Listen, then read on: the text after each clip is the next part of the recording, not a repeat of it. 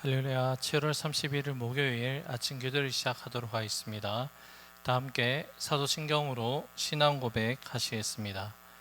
나는 전능하신 아버지 하나님 천지의 창조주를 믿습니다. 나는 그의 유일하신 아들 우리 주 예수 그리스도를 믿습니다. 그는 성령으로 잉태되어 동정녀 마리아에게서 나시고 본디오 빌라도에게 고난을 받아 십자가에 못 박혀 죽으시고 장사된 지 사흘 만에 죽은 자 가운데서 다시 살아나셨으며 하늘에 오르시어 전능하신 아버지 하나님 우편에 앉아 계시다가 거기로부터 살아있는 자와 죽은 자를 심판하러 오십니다.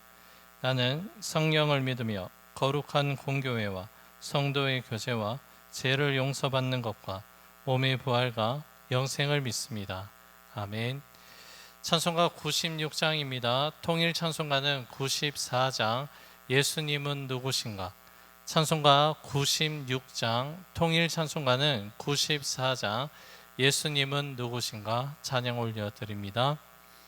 예수님은 누구신가?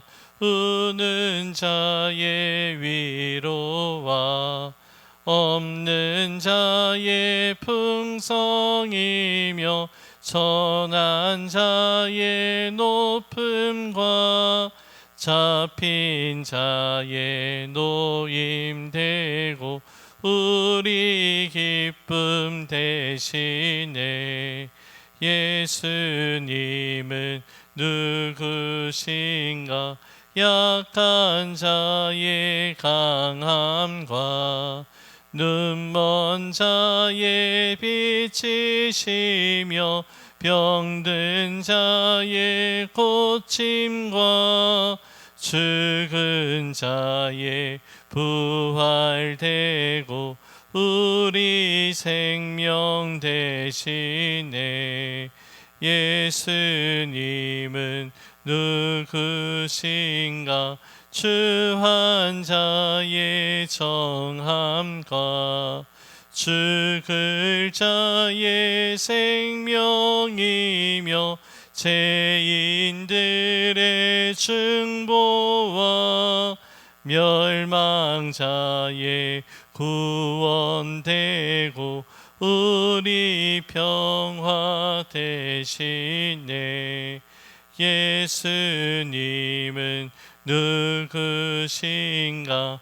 온 교회의 머리와 온 세상의 구주시며 모든 왕의 왕이요 심판하실 주님 되고 우리 영광 되시네. 아멘. 오늘 우리 주신 하나님 말씀 요한계시록 20장 1절에서 15절의 말씀입니다.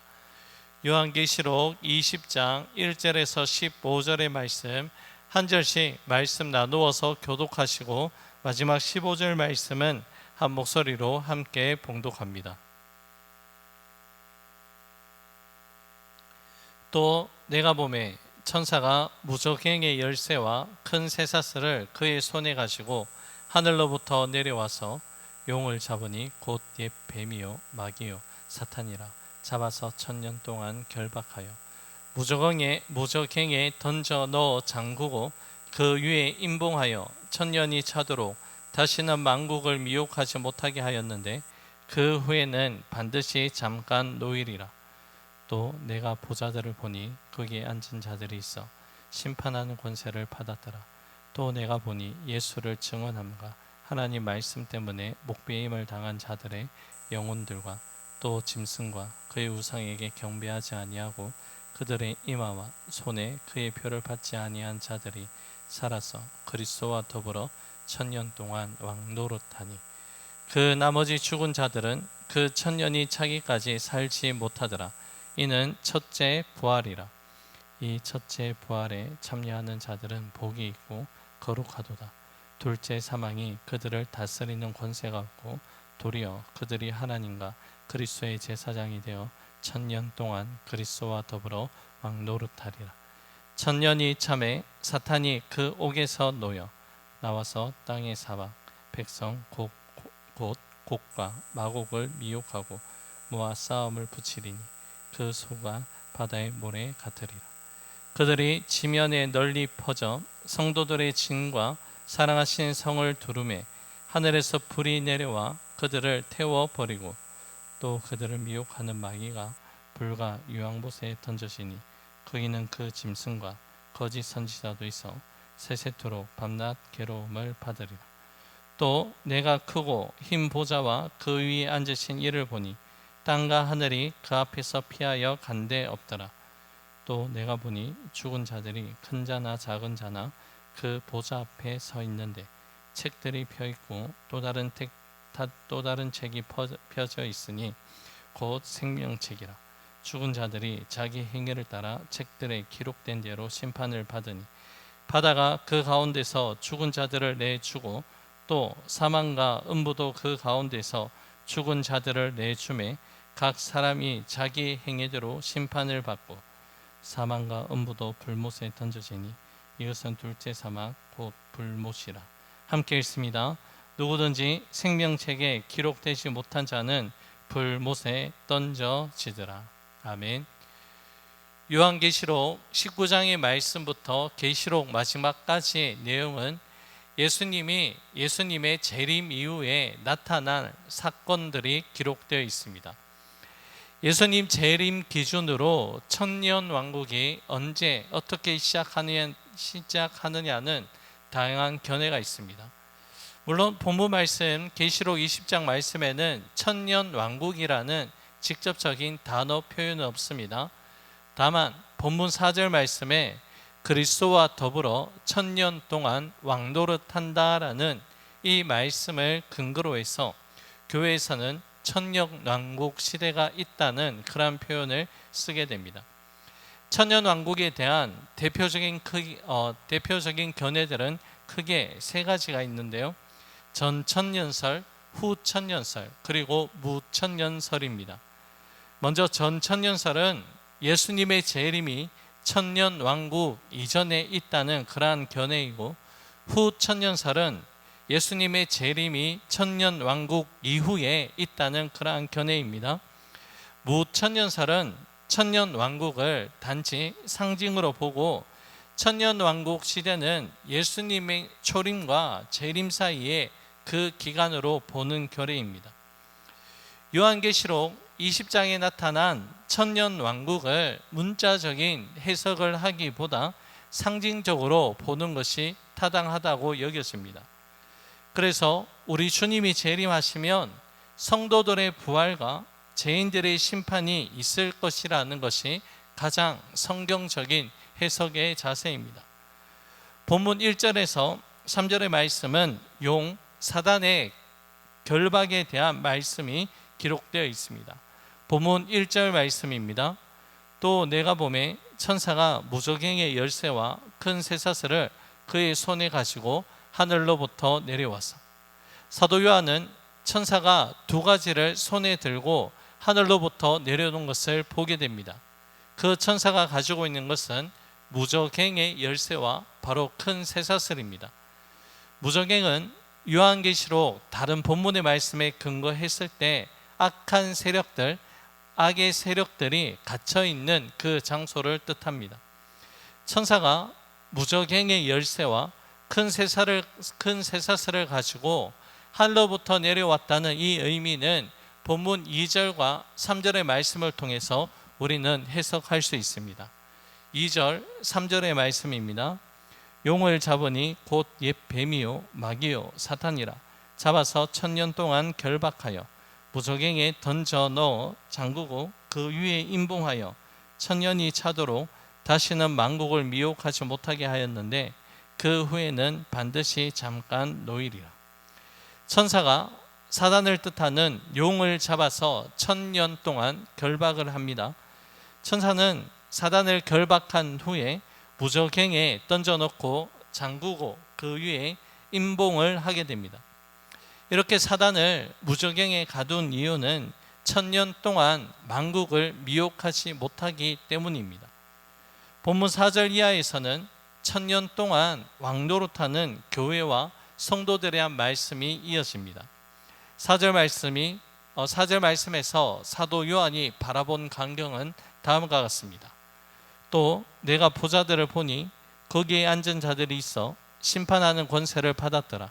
또 내가 보니 예수를 증언함과 하나님 말씀 때문에 목배임을 당한 자들의 영혼들과 또 짐승과 그의 우상에게 경배하지 아니하고 그들의 이마와 손에 그의 표를 받지 않은 자들이 살아서 그리스도와 더불어 천년 동안 왕노릇하니. 아멘.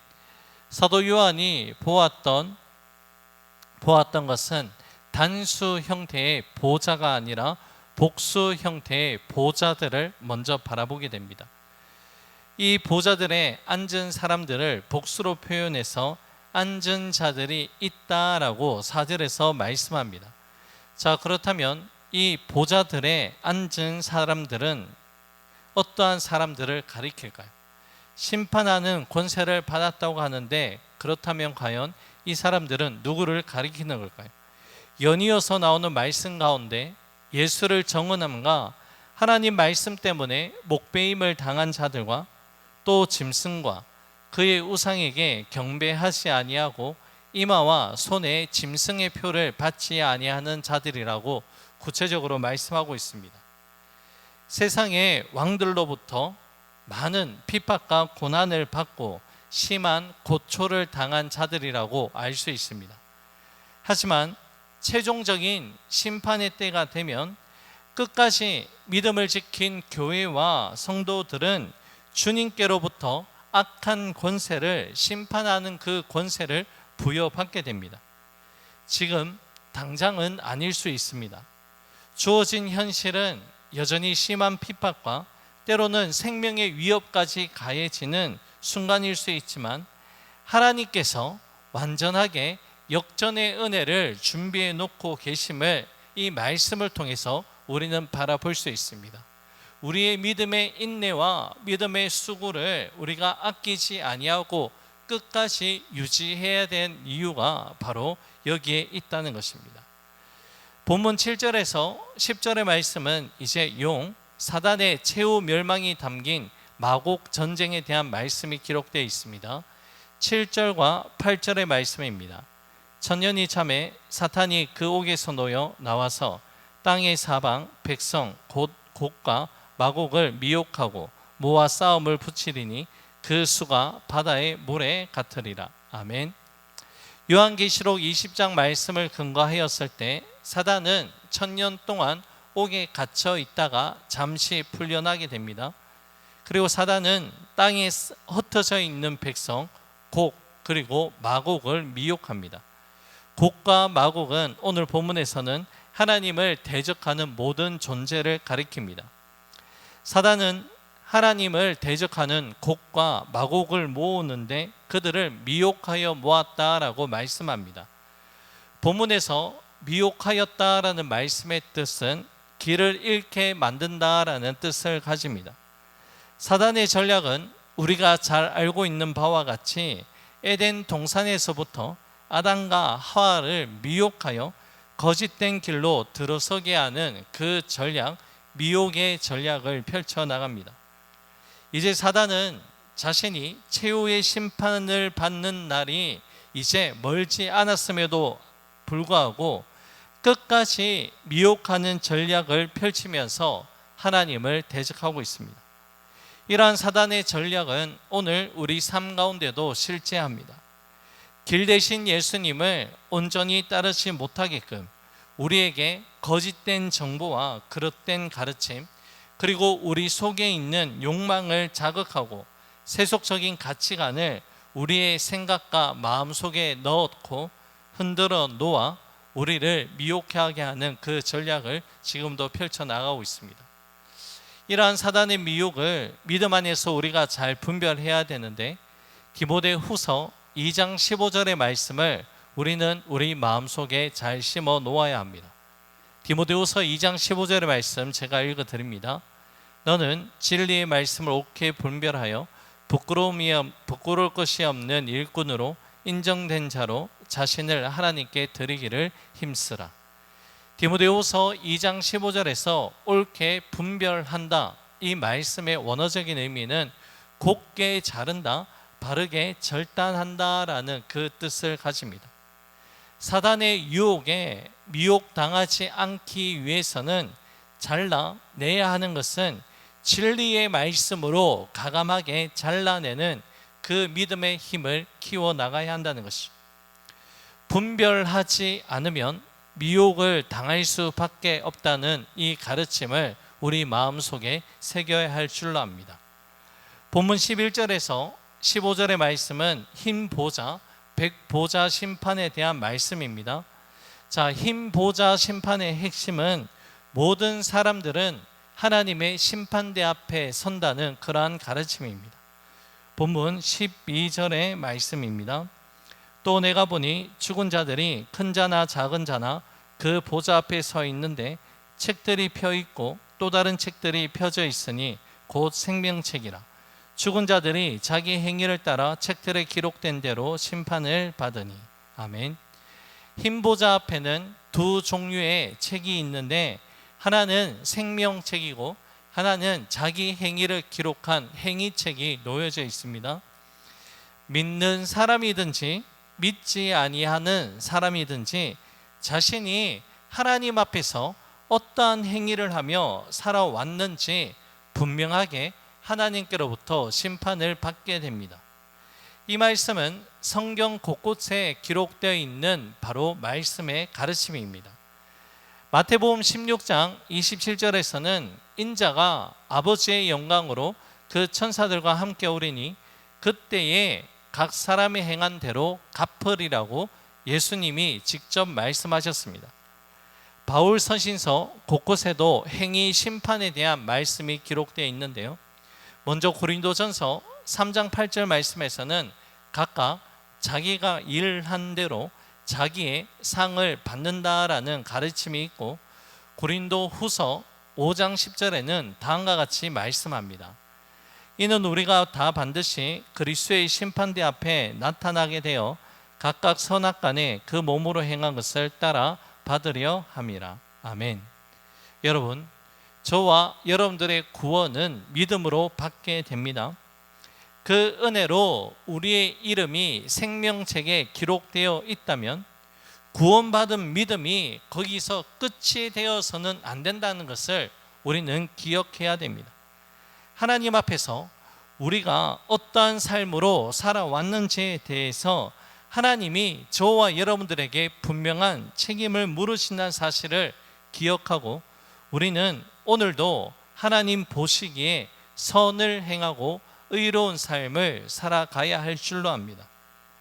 살아생전에 주님을 믿을 수 있는 분명한 기회가 있었음에도 불구하고 그 구원의 메시지, 손길을 외면하고 대적하는 자들은 생명책에 그 이름이 기록되지 못합니다. 그리고 돌이킬 수 없는 둘째 사망인 불못, 지옥으로 떨어지게 된다는 말씀으로 오늘 본문의 말씀이 매듭짓게 됩니다. 이제 오늘의 말씀을 맺겠습니다. 사랑하는 여러분, 우리 그리스도인들은 이 땅에서 노후 대책을 잘 준비하면서 살아가는 자들이 아니라 죽음 이후의 삶, 바로 사후 대책을 하며 살아가는 자들임을 잊지 마시기 바랍니다. 내가 오늘 심는 것을 반드시 거두게 된다는 사실을 기억하시고 오늘도 올바른 믿음의 행함을 행하며 잘 심고 때가 되면 기쁨으로 거둘 수 있는 저와 여러분들의 삶이 될 수 있기를 주님의 이름으로 간절히 축복합니다. 기도하겠습니다. 고맙고 감사하신 사랑의 주님, 우리가 주님 앞에 어떠한 모습으로 서게 될지 오늘 하루의 삶 그리고 앞으로 우리의 삶이 차곡차곡 모아져서 하나님 앞에서 서게 되는 결산의 날이 있다는 것을 기억할 수 있는 우리 모두가 될 수 있도록 은혜를 다하여 주시옵소서. 잠시 잠깐뿐인 이 세상의 것을 영원한 것으로 여기며 착각하며 살아가지 아니하고 죽음 이후에 우리가 하나님 앞에서 어떠한 삶을 살아왔는지에 대한 분명한 평가가 있다는 것을 기억할 수 있는 우리 모두가 될 수 있도록 역사하여 주옵소서. 모든 것 주님께 감사드리며 예수님 이름으로 기도 올려 드립니다. 아멘. 하늘에 계신 우리 아버지, 아버지의 이름을 거룩하게 하시며 아버지의 나라가 오게 하시며 아버지의 뜻이 하늘에서와 같이 땅에서 이루어지게 하소서. 오늘 우리에게 일용할 양식을 주시고 우리가 우리에게 잘못한 사람을 용서하여 준 것 같이 우리 죄를 용서하여 주시고 우리를 시험에 빠지지 않게 하시고 악에서 구하소서. 나라와 권능과 영광이 영원히 아버지의 것입니다. 아멘. 개인적으로 기도하는 시간을 가지도록 하겠습니다.